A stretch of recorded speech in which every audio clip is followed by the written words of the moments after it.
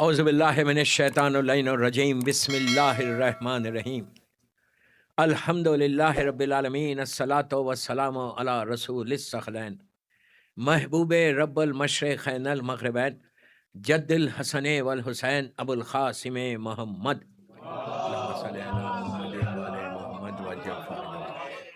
وعلی اہل بیتہ طیبین الطاہرین المعصومین المظلومین بسم اللہ الرحمن الرحیم. قال امام جعفر صادق علیہ السلام اللہم صلی اللہ محمد شیعتنا کونو لنا زینا. صلوات پڑھ لیں محمد والے محمد. یہ حدیث بہت بڑی ہے، میں اس کو صرف ایک جملہ میں نے پڑھا. یہ چھٹے امام نے شیعوں پہ کتنا بھروسہ کیا یہ دیکھو ہمارے اوپر. امام کہتے ہیں کہ اے میرے شیعوں، ہمارے لیے زینت بن جاؤ، ہمارے لیے زینت بن جاؤ کہ لوگ تم تک پہنچے اور تم سے ہم تک پہنچے.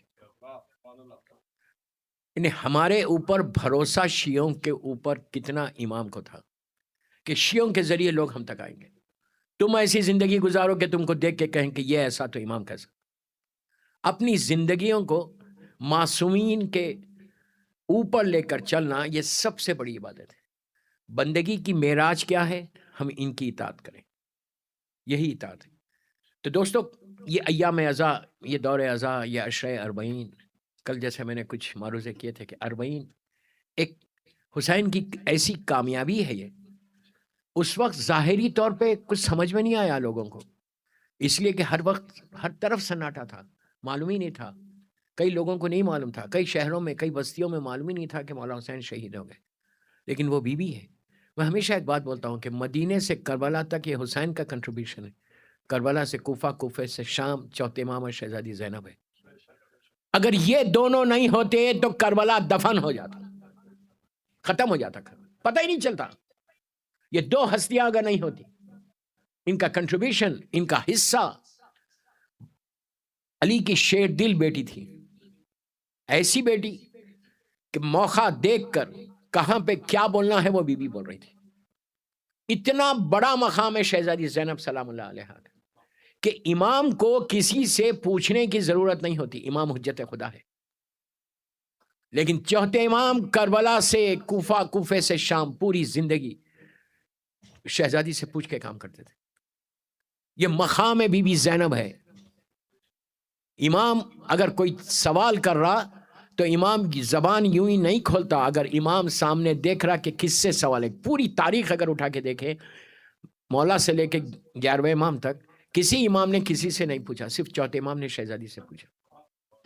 آپ سمجھ رہے کہ بی بی زینب کا سٹیٹس، بی بی زینب کا وہ مقام کہ اس انداز سے آپ نے جنگ کی، اس انداز سے کہ بی بی ضعیف ہو گئی، بی بی بزرگ ہو گئی، اتنی ضعیف ہو گئی کہ شوہر نے نہیں پہچانا. میں کیا بول رہا ہوں، شوہر نے نہیں پہچانا، اتنی بی بی ضعیف. شام میں جا کے اگر آپ وہ شام کا نقشہ دیکھیں، وہ راستہ کوفے کا راستہ اور پھر کربلا سے شام میں آہستہ آہستہ پڑھ رہا. شام پہنچنے کے بعد ہمارے ذہنوں میں یہ ہے کہ 700 کرسی نشین تھے. کیا مطلب ہے 700 کرسی نشین؟ کون تھے وہ لوگ؟ وہ لوگ کوئی شامی نہیں تھے، وہ لوکل نہیں تھے. وہ پوری اس وقت کی جو نون ورلڈ تھی، اس وقت دو بگ پاورز تھے، ایک اسلام تھا، ایک عیسائیت تھی. روم اور وہ سائڈ کے اوپر عیسائیت، کرسچینٹی تھی. اور پورے عرب میں ایران تک، نیچے سندھ تک اسلام آ گیا تھا. یزید کوئی چھوٹی حکومت کا مالک نہیں تھا. لاکھوں لوگوں نے بیعت کی تھی اس کی، لاکھوں لوگوں نے. اور اتنے لوگوں نے بیعت کرنے کے بعد بھی اس کو پتا تھا کہ ساری بیعتیں ایک طرف ہے، حسین کی بیعت ایک طرف ہے. کیا فرق پڑتا تھا اگر مولا حسین بیعت نہیں کرتے اس کو؟ لاکھوں نے تو کی تھی، ہر آدمی نے کی تھی ظاہری طور پر. لیکن وہ جو لوگوں نے بیعت کی تھی، آپ اندازہ لگائیے کہ یزید ایک ایسے سٹیج پہ پہنچ گیا تھا 60 ہجری 61 ہجری تک، ایسے سٹیج پہ. یہ ظالم کے ذہن میں کچھ نہیں تھا، اسلام تصور ہی نہیں تھا اسلام کا. اگر آپ اس کا بیک گراؤنڈ چیک کریں تو یہ ایک عیسائی خاندان میں پل رہا تھا. اس کی ماں عیسائی تھی اور وہ یمن کے پاس ایک چھوٹا سا قریہ تھا، وہاں وہ لوگ رہتے تھے. ان کا پروفیشن کیا تھا؟ گانے گانا، یہ ان کا پروفیشن. ان کے باپ، ان کا نانا، ان کے نانی، ماموں، چچا، پورے وہی تھے. اور ادھر امیر شام کا آخری وقت آیا، اس سے پہلے اس نے یزید کا نکاح کیا. نکاح اب جو بھی اسلام کا اس وقت کا نکاح تھا ہوا، اور یزید کی ماں امیر شام کو چھوڑ کر اپنے وطن چلی گئی یزید کو لے کے. یزید پلا ہی نہیں ادھر سیریا میں، امیر شام کے پاس پلا ہی نہیں. وہ پلا اپنے ننیال میں. اس کے ذہن میں اسلام کا تصور ہی نہیں کہ اللہ ایک ہے، لا الہ الا اللہ، کچھ نہیں، کوئی تصور نہیں. اور وہاں پہ وہ ریز ہوا، وہاں اس کا پورا براٹ اپ ہوا. ہونے کے بعد جب یہ ظالم کا، یزید کے باپ کا آخری وقت آیا تو اس کو خیال آیا کہ میرا ایک بیٹا بھی ہے، اب پورا میرا مشن ختم ہو جائے گا جو میں نے اہل بیت کے خلاف کیا، بہتر یہ ہے کہ اس کو بلا لو. اس نے پیغام بھجوا کے یزید کو اپنے پاس شام بلوا لیا. شام آیا اور اس کے سامنے پوری یہ حکومت تھی. یہ ظالم آرام سے لے لیا. امیر شام کے بعد یہ حاکم بن گیا. حاکم بننے کے بعد وہ ہوا، وہ حرکتیں کی اس نے کہ اسلام کو پامال کرنے میں اس کا وہ ہاتھ تھا. ایسا اس انداز سے کرتا تھا کہ آج 1400 سال کے بعد بھی کیسا بھی مسلمان ہو کسی عورت کے پیچھے نماز نہیں پڑھتا. کوئی پڑھتا ہے؟ لیکن یہ وہ ظالم ہے کہ جس نے اپنی کنیز سے شام میں جامع مسجد میں نماز فجر پڑھوائی. یزید تو تھا لیکن ان مسلمان کیسے تھے وہ جو پڑھ رہے تھے؟ اصل بات یہ ہے، یزید تو پڑھا نماز اور امیر شام نے پڑھوا لیا. وہ تو اس کی حکومت ہے، جو چاہے کرتا. جیسا آج جن کے پاس حکومت ہے وہ جو چاہے کرتے، جن کے پاس نہیں ہے طاقت وہ کچھ نہیں کر سکتے. آج بھی تو یہی ہو رہا. اس انداز سے نہیں ہو رہا لیکن دوسرے انداز سے لیکن ہو رہا. جس کے پاس حکومت ہے، جس کے پاس پاور ہے، وہ جو چاہے کر سکتے. اور ہزاروں لوگوں نے اس کے پیچھے نماز پڑھی اور پڑھتے رہے. اصل بات یہ دوستو، وہ جو مسلمان تھے ان کی کلمہ ان کی زبان تک تھا، دلوں تک نہیں آیا تھا. یہ میرے مولا کا جملہ ہے. جب مولا سے خلافت لی گئی تو مولا نے کہا ان لوگوں کے زبان تک کلمہ ہے، دلوں تک اسلام نہیں آیا، جس کی وجہ سے یہ لوگ یہ حرکتیں کر رہے ہیں. تو وہی ایک کے پاس جرت نہیں تھی، ایک کے پاس کچھ کریج نہیں تھا بولنے کا کہ یزید تو یہ کیا کر رہا ہے. سب اپنے مذہب کو دیکھ رہے، اپنی زندگیوں کو دیکھ رہے، اپنے کاروبار کو دیکھ رہے، اپنے بزنس کو دیکھ رہے کہ میری جاب تو ہے، میں تو نماز پڑھ رہا، میں تو روزے رکھ رہا، میں تو حج کر. حج نہیں ہو رہا تھا، حج ہو رہا تھا. حج تو ہو رہا تھا، نمازیں بھی ہو رہی تھی. جب نمازیں ہو رہی تھی تو پھر ہم زیارت وارثہ میں یہ جملہ کیوں بولتے ہیں کہ اشہد انک قد اقمت الصلاۃ وآتیت الزکاۃ وامرت بالمعروف ونہیت عن المنکر. جب نمازیں تھی تو ہم کیوں بول رہے کہ مولا حسین اپنے نمازوں کو قائم کیا؟ کیوں بول رہے؟ تھی نماز لیکن روح نماز نہیں تھی، مقصد نماز نہیں تھی. حج ہو رہا، حج پہ آ رہے، حج ہو رہا. مولا حسین کا وہ جملہ کہ حاجیوں کے لباس میں میرے قاتل آ گئے. اب آپ سوچو کتنے آرام کے ساتھ حج بھی کر رہے اور حسین کو شہید کرنے کے لیے بھی آئے. فائدہ کیا ہوا؟ ایگزیکٹلی وہی چیز یزید پیش کر رہا تھا. یزید کا یہ عالم کہ اسلام میں جب دربار میں آتا ہے 700 کرسی نشین چھوڑے 7000 آدمی تھے. تاریخ 7000 کی بھی ہے اور دربار بھی اتنا بڑا. آپ نے دیکھا ہے اتنے بڑے دربار میں جب یہ لوگ آ رہے تھے تو آیا کیسا؟ ہاتھ میں گلاس آف وائن تھی، اس کی گلاس آف وائن، اور اپنے آپ کو بول رہا تھا کہ ہم سکسیسر آف پروفیٹ محمد. اور لوگ کون تھے وہاں بیٹھے ہوئے؟ پوری حکومتوں کے جتنی وہاں پہ حکومتیں تھیں، چھوٹی بڑی، سب کے انوائز بیٹھے ہوئے تھے، ایمبیسیڈرز بیٹھے ہوئے تھے، اور سب دیکھ رہے کہ یہ اسلام کا وارث، یہ رسول کا وارث، یہ اسلام تھا. ایک آدمی میں اتنی جرت نہیں تھی بولنے کی کہ یہ ظلم ہے، یہ یزید حاکم نہیں ہے. وہ صرف حسین ابن علی تھے. مولا حسین نے ایسے کریج کو لوگوں میں پیدا کیا کہ بولنے کی طاقت دی. وہ طاقت دی. آج میں یہی کہتا کہ سن کے خاموش مت بیٹھو، سن کے خاموش مت بیٹھو، بلکہ کچھ نہ کچھ اپنی زندگی میں کرتے رہو کہ تم حسین کی نصرت کرو گے. نصرت حسین لازم ہے. صرف یہ بول کے زندگی مت گزارو ہیوسٹن میں کہ میں تو نماز پڑھتا ہوں، میں تو عبادتیں کرتا ہوں، میں تو ڈونیشنز دیتا ہوں، میں تو یہ کرتا ہوں. بابا جو کرتے ہیں پتہ نہیں کہاں جا رہا. حق بولنے کی عادت ڈالنا. شیعہ وہ ہے جو حق بولتا، کبھی کسی ظالم کے ساتھ کمپرمائز نہیں کرنا. ہر چیز میں کمپرمائز کرو بٹ نو کمپرمائز ان ولایت امیر المومنین.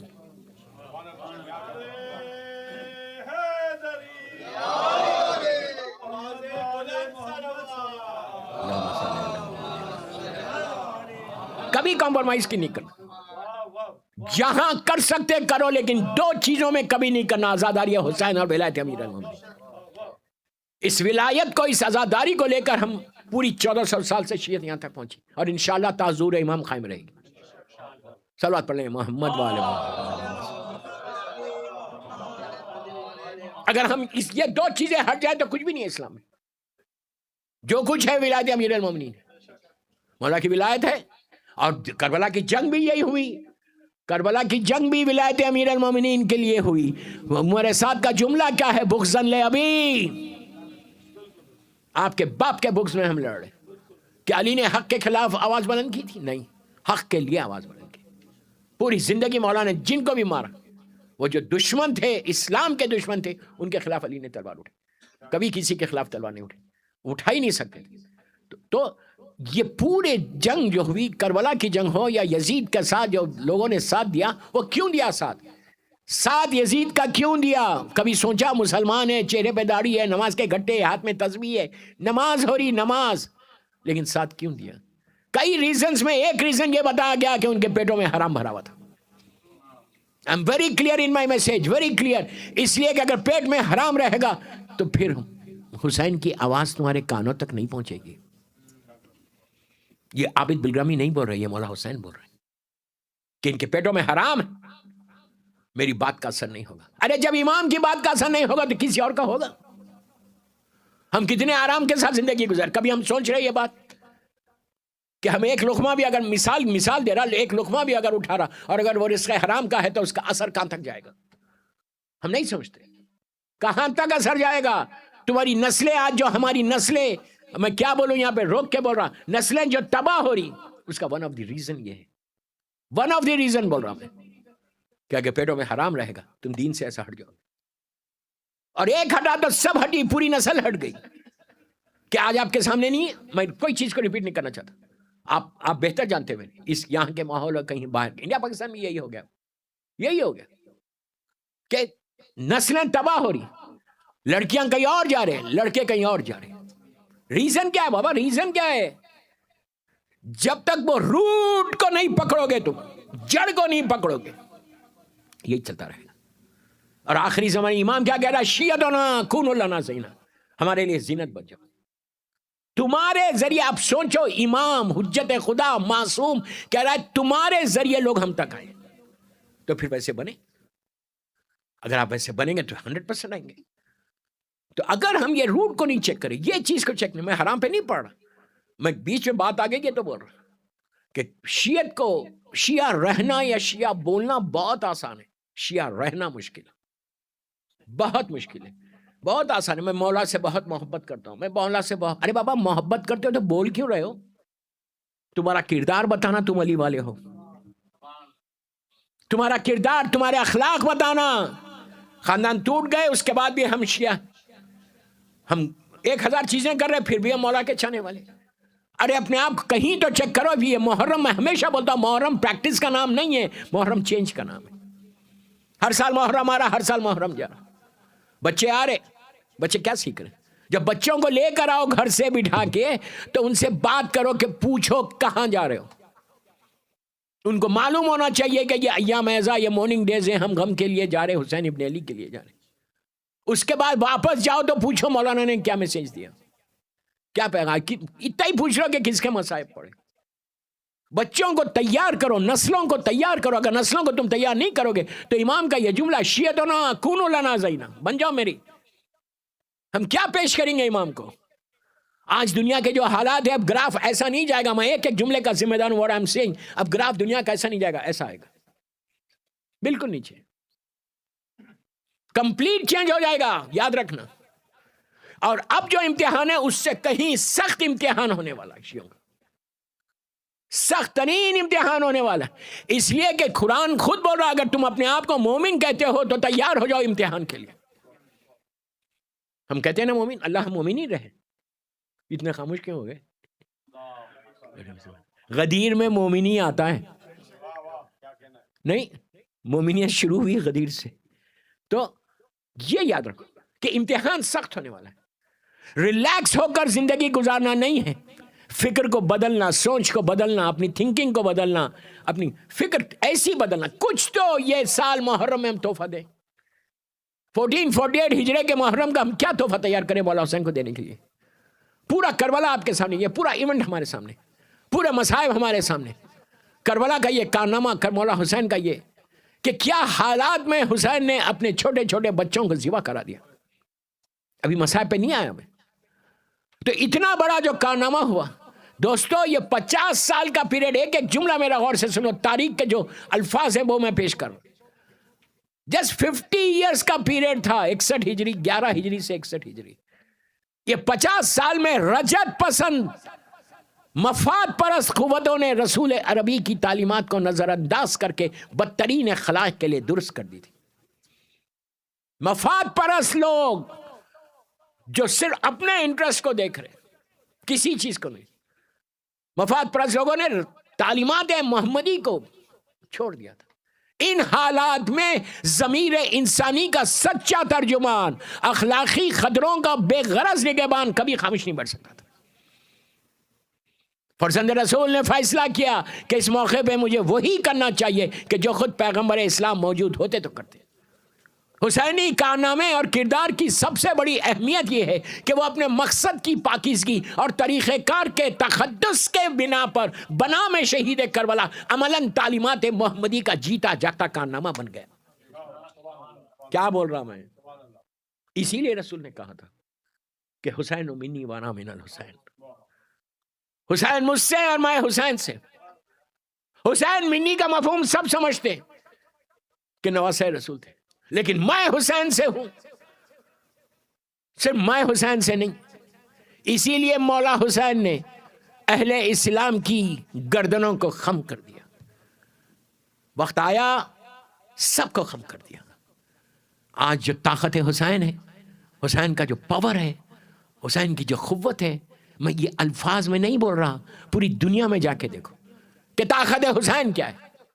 کہ وہ آنکھیں جو اشک مسرت سے بھی نم نہ ہوئی، غم حسین میں وہ بھی بہائی جاتی ہیں.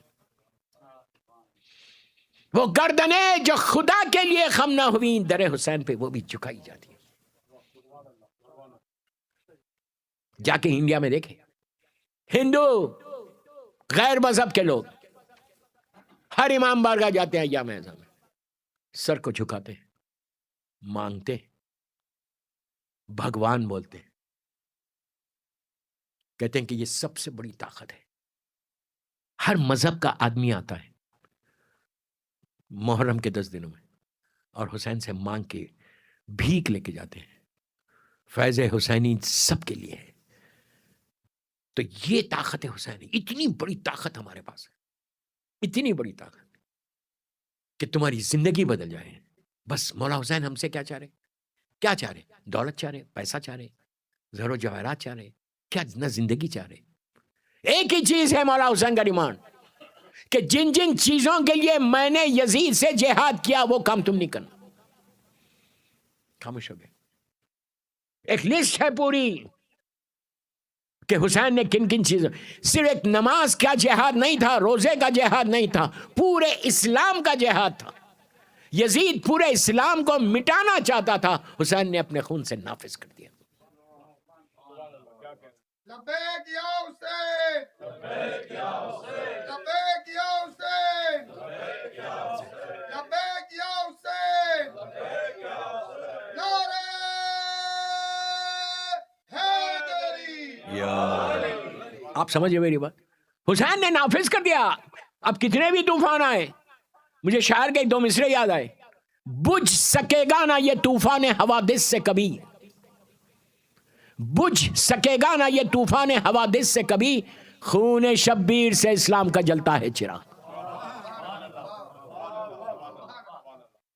آج چراغ جو جل رہا خون شبیر سے جل رہا، اور ایسا چراغ جل رہا کہ کائنات پہ چھا گیا. زمین اور آسمان پہ حسین حسین ہے. کتنی بھی طاقتیں آ جائیں، کتنی بھی قوتیں آ جائیں، کیا روکنے کی کوشش نہیں کی؟ ہر دور میں روکنے کی کوشش کی، ہر زمانے نے آزاداری کو روکنے کی کوشش کی. جنہوں نے کی وہ ختم ہو گئے، آزاداری رہ گئی سب. تو میرا آج کا مقصد یہ کہ اپنے آپ کو کچھ ایسا کرو, ڈو سم تھنگ فار امام حسین. اپنے مولا کے لیے کچھ کام کرو گے ہمیشہ زندہ رہو گے. اگر حسین کے لیے کام کرو گے تو زندہ رہو گے. اگر حسین کے لیے کچھ نہیں کرو گے, اپنی زندگی گزارو گی, ڈم بن کے زندگی گزارو گے, تو کچھ نہیں ہونے والا. اس لیے کہ مولا حسین کا شفاعت اس دنیا میں بھی ہے, آخرت میں بھی ہے. میں یوں ہی نہیں بول رہا کہ یہاں بھی ہیئر اینڈ ہیئر آفٹر حسین کے ساتھ رہو گے تو تمہاری نجات ہے. چھوٹی چیز, سب زائرین ہیں کربلا مولا کے, ہر آدمی کے گھر میں کفن ہے. کربلا کا کفن کیوں لے کے آتے ہو؟ کیا ریزن ہے؟ یہاں نہیں ملتا, ایک نارمل کپڑا ہے. لیکن ہر آدمی کو معلوم ہے کہ کربلا کا کفن ہوگا, وہاں شفاعت ہوگی. نہیں ہوگی؟ ارے بولے یار. تو لاتے ہو حسین کی طاقت یہاں اور وہاں ہے. کہاں سے شروع ہوگی؟ موت سے شروع ہوگی روز محشر تک, پل صراط تک. اس لیے کہ پل صراط پہ بھی تمہارا کفن یہی ہوگا. کیا بول رہا میں؟ تو آپ دیکھیں کہ ہم یہ نہیں بول رہا کہ مولا کے پاس سے لاؤ گے تو شفاعت نہیں ہوگی, یا غریب امام کے پاس سے. نہیں, سارے معصومین ایک ہے, لیکن حکم کربلا کا ہے. حکم کیا ہے؟ لے کے آؤ. ارے یہ کفن تو اور بڑی بات, اور چھوٹی چیز بولوں, شفاعت ہے حسین کے لیے. جو مولا کی مدد, مولا کی شفاعت جو ہم کو ملتی ہے, خاک شفا 1400 سال کے بعد کی مٹی ہے. ارے کیا بول رہا ہوں, 1400 ریال خاک شفا بھی نہیں ہے. میں اس پہ بحث نہیں کرتا, ہے خاک شفا. ہم کربلا کی مٹی لا کے سجدے کا لا کے نماز بھی پڑھتے ہیں, اور لحد میں بھی ڈالنا ضروری ہے. یہ بولا گیا حکم ہے, چھٹے, وہ بھی چھٹے امام کا حکم ہے کہ میرے جد کی لحد کی خاک کو کسی پاک کپڑے میں رکھ کر لحد میں رکھو میت کو لٹانے سے پہلے, تو وہاں پہ عذاب نہیں ہوگا. ایک مٹھی عذاب سے بچا لے. کیا بول رہا ہوں؟ مٹھی عذاب سے بچا لے. اب یہ مت بولو یہ مولویوں کی باتیں, عذاب کچھ نہیں ہوتا. میں تو بدنام ہوں بہت. عذاب نہیں ہوتا تو کچھ مت کرو. پھر عذاب نہیں ہوتا نا, یہ فکر ہے نا, یہ تو مولویوں کی باتیں ہیں. عذاب نہیں ہوتا تو پھر جوشن کبیر کیوں پڑھتے ہو جوشن کبیر؟ یہاں پہ پڑھتے ہو, میں تھا رمضان میں, ہر مسجد میں ہوتی. کیوں کہتے ہو الغاث الغاث خلصنا من النار یا رب؟ کیوں بول رہے؟ مت پڑھو جوشن کبیر. 100 مرتبہ بولتے ہو سبحانک سبحانک یا لا الہ الا انت الغاث الغاث خلصنا من النار یا رب. سب مل کے بول رہے, ہاتھوں کو اٹھا کے بولنا ہے. کیوں بول رہا جب عذاب نہیں ہے؟ جو یہ بول رہا نا عذاب نہیں ہے, اس کے دل میں ڈر ہی نہیں ہے, وہ مولا کا ہے ہی نہیں. پھر اسی رمضان میں, ہر سال رمضان میں 13, 14, 15 دعائے مجیر پڑھتے ہو؟ نہیں پڑھتے ہم, اس لیے کہ اس میں آگ کا ذکر ہے. دوستو یہ ساری چیزیں معصوم کی بتائی ہوئی, چھٹے امام, 9ویں امام, 10ویں امام, ساری چیزیں معصوم کی بات. معصوم بول رہے ہوگا, معصوم نے کسی اور کو نہیں بتایا, معصوم نے امام علی کے شیعوں کو بتایا. کتنے خاموش ہے, کبھی میں کچھ پڑھا ہی نہیں ہے. یہ ساری چیزوں سے بچنے کے لیے حسین ابن علی. اگر بچنا چاہتے ہو, اپنی یہ ڈے ٹو ڈے لائف میں بھی بچنا چاہتے ہو, تو حسین ابن علی کے حصار میں آ جاؤ. کام کرو مولا حسین کے لیے. میرے اوپر پریشر ہے یہاں پہ کہ وہ واقعہ پڑھوں. میں نے پڑھا ہے یہ واقعہ 4-5 سال پہلے, کہ ہندوستان میں شیعت کیسے آئی. ہندوستان بہت بڑا اس زمانے میں, ڈیفرنٹ پارٹس میں ڈیفرنٹ جب حکومتوں کی وجہ سے آئی. ساؤتھ میں قطب شاہی ڈائنیسٹی تھی, اور نارتھ میں لکھنؤ اور وہ ایریا میں الگ تھا, اودھ لوگ تھے. لیکن دلی میں, لاہور میں, پاکستان کا پنجاب کا حصہ, وہاں پہ شیعت نہیں تھی, مطلب چھپی ہوئی شیعت تھی. ظالمین حکومت کر رہے تھے, یزیدی لوگ حکومت کر رہے تھے کہ نام ہی نہیں لے سکتے تھے. ایک بندے کا ایسا کنٹریبیوشن ہے 400-450 سال پہلے, کہ آج وہ پورے حلقے میں شیعت ہے. اگر شیعت ہے, کشمیر کا ایریا بھی وہی ہے تو ان کی وجہ سے. مشہور شخصیت ہندوستان کی, ہندوستان پاکستان اس وقت ایک ہی تھا, کہ جن کا کنٹریبیوشن ہے, اور کوئی چھوٹی موٹی چیز نہیں تھی. مغل ڈائنیسٹی کے وہ چیف جسٹس تھے, مذاق نہیں ہے، اتنی بڑی پوسٹ، پوری ڈائنیسٹی کے، مغل ڈائنیسٹی کے چیف جسٹس، انہوں نے چھپ کے کام کیا، مشہد مقدس سے آئے اور آ کر جب لاہور پہنچے، اس وقت اکبر امپائر تھا، اکبر مغل امپائر، جو ہسٹری کے اسٹوڈنٹس ہیں وہ جانتے ہیں، اکبر لاہور کا لال قلعہ بنوا رہا تھا، ریڈ فورٹ جو آج لاہور میں ہے وہ اس نے بنوایا، وہ وہاں بنوا رہا تھا۔ ان کو بلایا گیا، اس لیے بلایا گیا کہ ان کے اکبر کے جو کلوز آپ کہیں ایڈوائزرز تھے وہ پورے کے پورے شیعہ تھے، ظالم حکومت، دشمن کے جہاں ایک شیعہ نہیں ہے وہاں پہ اس کے ایڈوائزرز پورے شیعہ تھے۔ مولا علی کہتے ہیں کہ اتنے علم کو حاصل کرو کہ بڑی بڑی حکومت تمہاری محتاج ہو جائے۔ کیا بات ہے، میرا مولا کہتا ہے کہ جاہل رہو گے تو سمجھ میں نہیں آئے گا، علم کو حاصل کرو کہ حکومت محتاج ہو جائے۔ یہ آج کا نہیں ہے، ہارون رشید کے زمانے میں بھی، خود ظالم حکومت کے زمانے میں علی ابن یقین جو اس کا ایڈوائزر تھا، منسٹر تھا، جو بھی تھے، وہ کون تھے؟ شیعہ۔ ایسا شیعہ تھا، ایسا شیعہ کہ ہارون کے زمانے میں جس نے ہزاروں کی تعداد میں شیعہ نے حیدر کرار کو جیل بھیجا اور مارا عورتوں کو، اس کا جو کلوز ایڈوائزر تھا وہ علی ابن یقین تھا، منسٹر بنا ہوا تھا، پرائم منسٹر تھا، صرف علم کی وجہ سے۔ علم رہے گا تو آسمانوں کو تک پہنچو گے۔ بہرحال اس میں بہت شارٹ کر رہا، اس لیے کہ یہ مشہور واقعہ ہے، صرف لوگوں کے اس پہ پڑھ رہا۔ اب کلوز کمپینینز یہ آئے مشہد مقدس سے، لاہور میں اس اکبر سے ملاقات ہوئی۔ جب ان کو انٹروڈیوس کرایا گیا اکبر کو، تو اکبر نے 5 منٹ ان سے بات کی، بس غور سے سنو، یہ واقعہ ہر جگہ نہیں ہے، 5 منٹ بات کی۔ 5 منٹ بات کرنے کے بعد وہ اتنا امپریس ہوا کہ اس نے کہا تم اتنے بڑے عالم ہو، اتنے قابل ہو، تم کشمیر کا ایریا دیکھو گے؟ انہوں نے کہا کوئی بات میں دیکھ لوں گا۔ آج جو کشمیر میں، کارگل میں وہ حصے میں جو شیعہ تھے وہ ان کی وجہ سے، ہم ایک کو نہیں کر سکتے، انہوں نے لاکھوں کو کر دیا۔ آپ نہیں سمجھ رہے، آپ بڑی خاموش ریلیکس ہو کے سن رہے، سو واٹ، ہم کریں نہیں کریں، ہم نماز تو پڑھ رہے نا، ہم عبادتیں تو کریں، یہ نکالو فکر، ہر وقت کرنا ہے، کچھ نہ کچھ کام کرنا ہے، کم از کم محرم آئے نا تو ہمارے ذہن میں یہ آنا کہ یہ سال محرم میں مولا حسین کے لیے کوئی کام کرو، تمہاری بخشش ہے، تمہاری زندگی ہے، حسین کے لیے کام کرو گے۔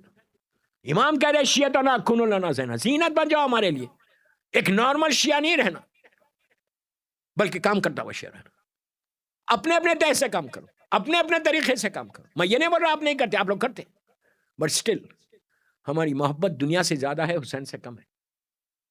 میں بڑی بات نہیں بول رہا، یہ حقیقت ہے، یہ حقیقت ہے دوستو۔ بے شک حسین ہمارے لیے ہر چیز ہے، لیکن وہ محبت نہیں ہے، وہ جذبہ نہیں ہے، وہ فیلنگز نہیں ہے جو مولا حسین کے ساتھیوں میں تھی کربلا میں۔ تو بہرحال ہوا کیا، یہ اکبر کے بعد جہانگیر حاکم بنا۔ جہانگیر جب حاکم بنا تو اس کا جو چیف جسٹس تھا وہ مر گیا، تو انہوں نے، جہانگیر نے ان کو بلا کے کہا کہ کیا آپ کریں گے، یہ پوسٹ لیں گے؟ انہوں نے کہا ٹھیک ہے میں لے لوں گا، لیکن میں ایک کنڈیشن ہے میرا کہ میں اسلام کی جو 4 فقہ ہیں، حنفی، مالکی، شافعی، حنبلی، ان چاروں فقہ سے میں فیصلے کروں گا۔ تو اس نے کہا کوئی مشکل نہیں۔ انہوں نے یہ نہیں کہا کہ میں جعفری فقہ سے کروں گا، اس لیے کہ اس وقت جعفری تھا ہی نہیں، شیعہ تھے ہی نہیں، کوئی تصور ہی نہیں تھا، کرتے تھے یہ ہماری فقہ سے، لیکن اتنے بڑے عالم تھے کہ جہاں حنبلی میں یہ مسئلہ ہے وہ حنبلی بتا دیتے تھے، جہاں شافعی میں وہ شافعی بتا دیتے۔ ایک دن آپ دور دیکھو، زمانہ دیکھو، کیا زمانہ تھا اس وقت شیعت کے اوپر، یہ سب لوگ بیٹھے ہوئے تھے، اور جتنے اہل سنت کے علماء تھے ان کو شک ہونے لگا کہ یہ رافضی ہے، اس لیے کہ ان کے اخلاق اتنے اچھے تھے، ان کا کردار اتنا اچھا تھا، اتنے سافٹ سپوکن تھے۔ شیعتنا کنوا لنا زینا، یاد رکھو یہ جملے مولا کے، اتنے سافٹ سپوکن تھے۔ اخلاق، یہی تو میں کہتا ہوں، اپنے اخلاق سے لوگوں کو اپنی طرف خریدو، لاؤ اپنے اخلاق سے، اتنے اچھا بات کرو، اتنی میٹھی زبان ہو سب کے ساتھ، گھر میں، باہر، بیوی کے ساتھ، دوستوں کے ساتھ، مومنین کے ساتھ، سب کے ساتھ اتنی میٹھی زبان سے بات کرنا کہ تم کو دیکھ کے لوگ خواہش کرنا کہ میں غدیر امام بارگاہ جا رہا، فلاں مومن سے ملاقات ہوگی اور میں جاؤں گا اور ملوں گا ان سے۔ اتنے قریب کرو لوگوں کو، ہر آدمی کی ذمہ داری ہے، ہر آدمی اپنے لیے کوئی نہ کوئی کام کرے، اتنے اچھے اخلاق ان کے۔ تو ان لوگوں کو شک ہوا کہ یہ رافضی ہے۔ ایک دن وہیں دعوت میں بیٹھے بیٹھے مولا کا نام آیا، امام علی علیہ السلام کا آیا، انہوں نے زور سے علیہ السلام کہا، بس علیہ السلام کہنا تھا، جتنے اہل سنت کے علماء تھے ان کے کان کھڑے ہو گئے کہ یہ کون ہے، یہ شیعہ اس لیے شیعہ کہ علی نہ معذاللہ رسول ہے نہ نبی، ان کو اس نے علیہ السلام کیسے کہا؟ اب دیکھو تصور دیکھو، شیعت کہاں تھی؟ کہا کہ اب یہ اس نے توہین رسالت کی ہے معذاللہ، اب یہ واجب القتل ہے۔ انہوں نے پورا ڈاکومنٹ بنا کے جہانگیر کو بھیج دیا کہ یہ اس نے توہین رسالت کی، آپ کا چیف جسٹس یہ واجب القتل ہے، اس کو قتل کر دے۔ یہ جہانگیر تو پاگل تھا پہلے سے، اس نے بلا لیا، نشے کے عالم میں دربار بھرا ہوا، 1000-1500 لوگ بیٹھے ہوئے دربار میں۔ جب یہ انٹر ہوئے، اب میری طرف دیکھو، ایک اہل سنت کا ایک شیعہ عالم تھے جو تقیہ میں تھے، یہ بھی تقیہ میں تھے، وہ شیعہ عالم ان کے قریب آیا قاضی کے، آ کے کہا کہ آپ جا کے جہانگیر کو جھوٹ بول دیں کہ آپ نے بولا ہی نہیں علیہ السلام۔ اس زمانے میں ٹیپ ریکارڈرز یا کیمراز کچھ بھی نہیں تھے، آپ بول دیں کہ میں نے نہیں بولا، یہ لوگ جھوٹ بول رہے ہیں، اور آپ اتنی بڑی پوسٹ پہ آپ کی بات مان لے گا۔ جیسے اس نے کہا کہ آپ جھوٹ بول دیں، انہوں نے پلٹ کے کہا میں جھوٹ نہیں بولتا۔ نہیں سمجھے؟ یقین اپنی امام کی ذات کے اوپر، یہ ٹرسٹ کو پیدا کرو۔ امام کا جملہ ہے، زمانے کے امام کا جملہ ہے کہ اگر تمہارے اوپر کوئی مصیبت آ جائے، گردن پہ ایسے ہاتھ رکھ کے کہا کہ وہ بحرین کے واقعے کا ہے کہ تلوار اگر تمہاری گردن پہ آ جائے، موت تمہارے سامنے ہو، تم مجھے پکارو، میں آ کے مدد کروں گا۔ یہ امام کا جملہ ہے کہ تم ایک دفعہ تو پکارو دل سے۔ ہم پکارتے کتنی دفعہ ہم آواز دیتے، یہاں تک کہ عاشورے کے دن تک کہا، اپنے امام کے ظہور کی دعا کرتے ہوئے کہو کہ جلدی ظہور ہو کہ ہم خون حسین کا بدلہ لیں۔ اینا طالبو بدم المقتول بکربلا، یہ امام کے جملے ہیں نا۔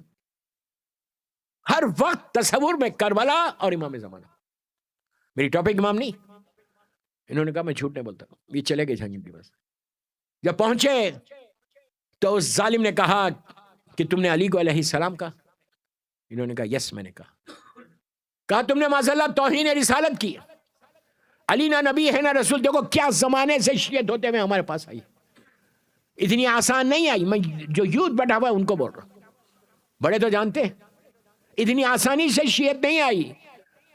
بچے یتیم ہوئے، عورتیں بیوہ ہوئی تو شیعت آئی، یہ ان کا سیکریفائس۔ ان کو یاد کرو شب نماز میں، اللہم اغفر للمؤمنین والمؤمنات ومحبان آل محمد۔ بہرحال یہ آئے، انہوں نے کہا یس میں نے کہا۔ اس نے کہا کیسے کہا؟ تم نے رسول کی معاذاللہ انسلٹ کی، اس لیے کہ علی نہ نبی ہے نہ رسول، کیوں کہا؟ انہوں نے کہا بس میں نے کہا علیہ السلام کہا میں تمہیں قتل کر دوں گا، اسٹریٹ منہ پہ تمہاری زبان کاٹ دوں گا، ہاتھ اور پیر کاٹ دوں گا، تم کو پھانسی دے دوں گا۔ انہوں نے کہا ٹھیک ہے، آپ ڈیموکریسی میں رہتے ہیں، وہ کنڈم تھا، کچھ نہیں کر سکتے۔ آج بھی جہاں جہاں کنڈم ہے نا وہاں کچھ نہیں کر سکتے۔ تو بہرحال بس جہانگیر نے ختم کیا، وہیں پر پورا مجمع خاموش بیٹھا ہوا، ایک اہل سنت کا شاعر پوئٹ کھڑے ہو کے کہا جہانگیر قتل کا حکم دینے سے پہلے میرے 2 مصرے سن لے، صرف 2 مصرے، 400 سال پرانی شاعری ہے، ایک شعر سن لے۔ اس نے کہا بولو۔ یہ پلٹا ان اہل سنت کے علماء، دیکھو امام بچا تھا کیسے، اہل سنت کے علماء کی طرف پلٹ کے کہا یہ بتائیے، یہ تو شاعر ہے، وہ علماء ہے، کہا یہ بتائیے کہ رسول نے امام علی کے لیے کہا ہے کہ یا علی دموں کا دمی، یا علی سلموں کا سلمی۔ عمران بھائی آپ کو بولو، کہا ہے کہ یا علی تمہارا خون میرا خون، تمہارا گوشت میرا گوشت۔ دعائے ندبہ میں بھی ہے، یہ غدیر کی حدیث ہے، اور حدیث قصہ میں بھی اللہ کا رسول کہہ رہا ہے یا علی تمہارا گوشت میرا گوشت، تمہارا فلیش ہے میرا، تمہارا بلڈ میرا بلڈ ہے۔ کہا ہے تو ان علماء نے کہا یس کہا ہے، سب سے ایگری کروا لیا کہ یس رسول کی حدیث ہے۔ اب پلٹا جہانگیر کی طرف، صرف 2 مصرے غور سے سنو، اس پہ یہ بچ گئے۔ جہانگیر کی طرف دیکھ کر کہا گر لحموں کا لحمی حدیث نبوی ہے، یعنی یا علی تمہارا گوشت میرا گوشت، لحموں کا لحمی، گر لحموں کا لحمی حدیث نبوی ہے تو پھر بے صلی علی نام علی بے ادبی ہے۔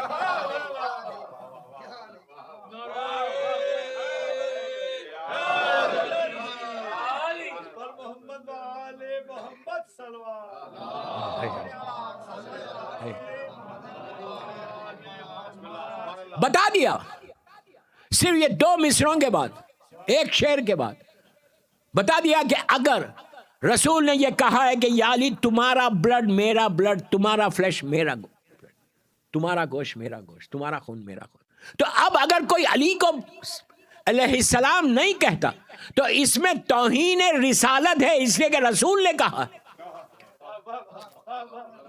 جب یہ کہا تو جہانگیر نے کہا کہ اب آپ جائیے، اب آپ جائیے۔ چھوٹ گئے، چھوٹ کے گھر آئے۔ اب سنو، میں یہ واقعہ پڑھتا ہوں تو کم از کم 1 گھنٹہ لیتا ہوں، بس ختم کر دیا میں نے واقعہ۔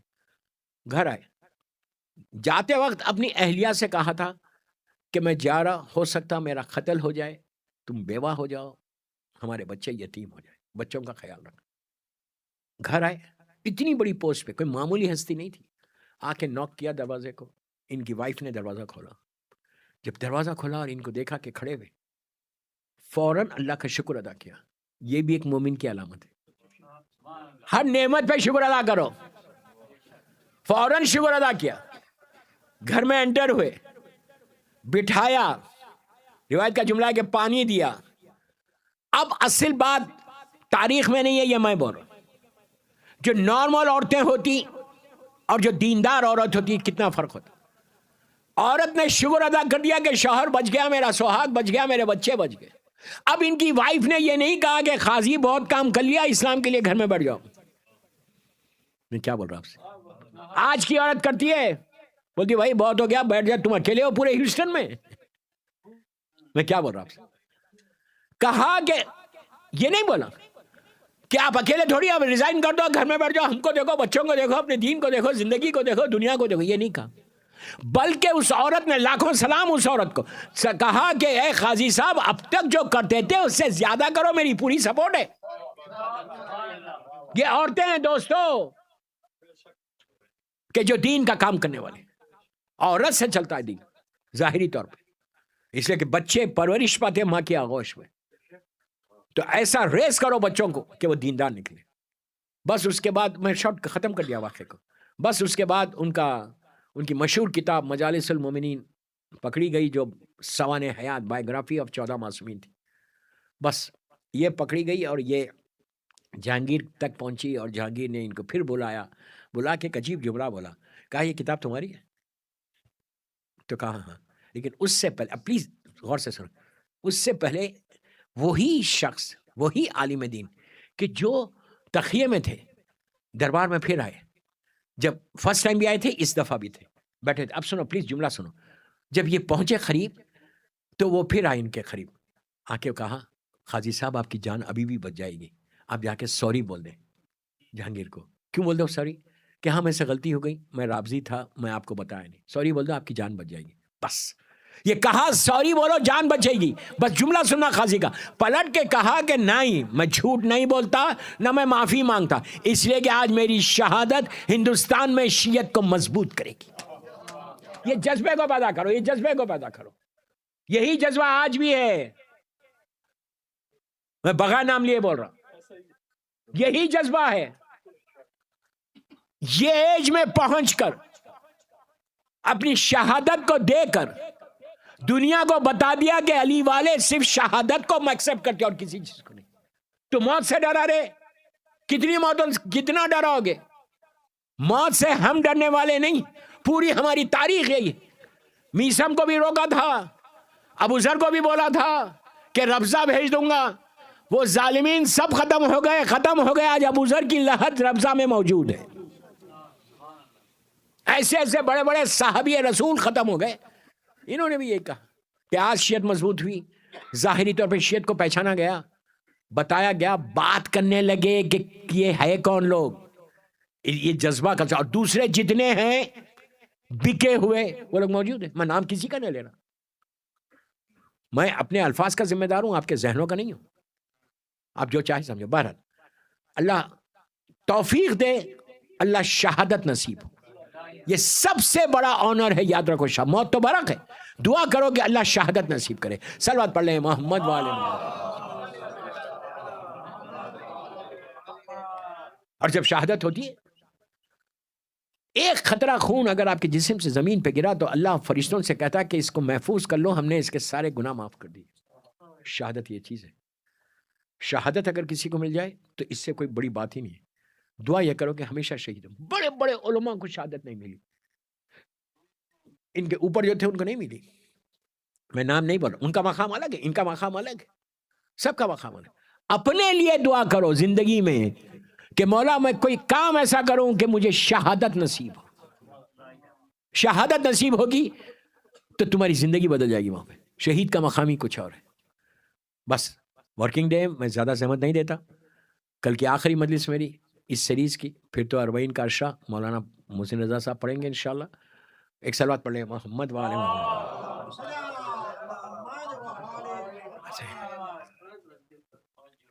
یہ بہت اچھی بات کہ ورکنگ ڈیز میں ماشاءاللہ اتنے مومنین مومنات تشریف لا رہے. میرے لیے نہیں آ رہے, بیوی کے لیے آ رہے. 40 کا عشرہ ہے, عشرہ 40. دوستو کتنی آسانی سے میں بار بار بول رہا عشرہ 40. کس کا چہلم ہے؟ ان غریبوں کا چہلم ہے کہ جن کی لاشیں بے گور و کفن کربلا کی جلتی ہوئی ریت پہ پڑی ہوئی تھی. میں نے کہہ دیا, آپ نے سن لیا. 3 دن تک جن کی لاشیں پڑی ہوئی تھی, کچھ پامال لاشیں بھی تھیں. ان لاشوں کے درمیان ایک اتنے چھوٹے بچے کی لاش تھی کہ جس کو جلتی ہوئی ریت پہ رباب نے جب دیکھا تھا 11 محرم کو تو کہا تھا میرے لال آج کے بعد تیری ماں کبھی سائے میں نہیں بیٹھے گی.